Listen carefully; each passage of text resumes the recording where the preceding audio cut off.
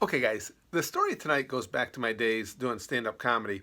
And now that I mention that, if you guys like, in front of these videos, these Storytime with Curtis videos, I can start putting some stand-up clips and different things like that in there along with wrestling clips. But you guys let me know which ones you'd like to have, if you want a variety as the intro or just stick with the wrestling or whatever you want to do. But anyway, this is going back a lot of years, and I should preface this by saying you guys have gotten to know me pretty well.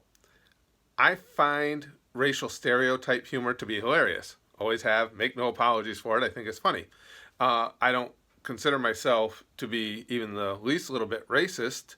And trust me, if I thought I was, I would tell you. I got no problems with sharing whatever. I don't care what people think.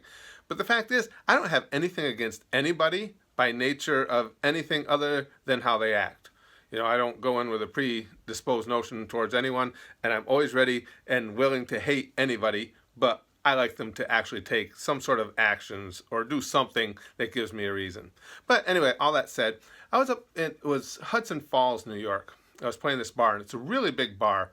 So I'm doing my stand-up, and way off to one side, it was almost like it was in another section, not another room, it was open, but a whole other section.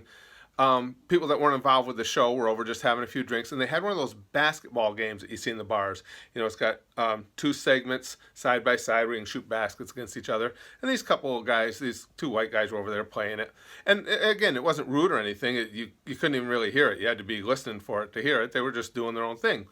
So anyway, I'm doing my act, and this guy comes in, big, tall, black guy, and he had to walk kind of in front of the stage to get around to the table he wanted to go to. So he comes right in front of me, and he got there, and as he walked by, I said, "Oh my God, just in time." And he looks up at me and he goes, "What?" I said, "Will you please go over there and show those two white boys how to shoot baskets?" And he didn't even look at them. He just looks up at me and he goes, "Oh, okay." He says, "So just because I'm black, I got to know how to shoot baskets." And I said, "Well, yeah." And he goes, "Dude, that's so racist." And I said, "Yeah.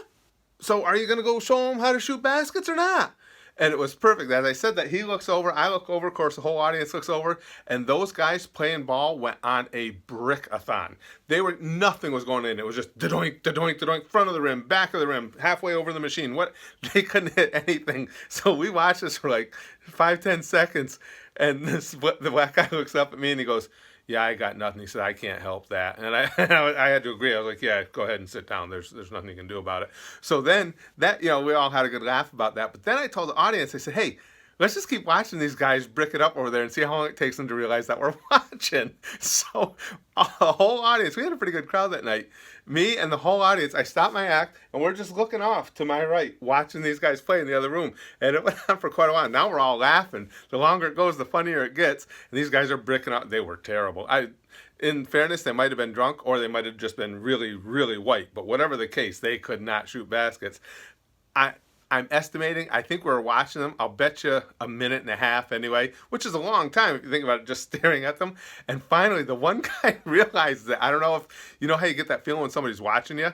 That's all I can figure, because out of the blue, they were still playing. He turns around and he looks, and he sees all of us watching him, and he looks back at the game, and he looks back at us, and we're all just sitting there looking at him.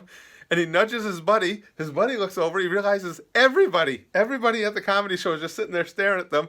And they stopped right in the middle of their game. They picked up their beers and they just walked off. They were like looking at us.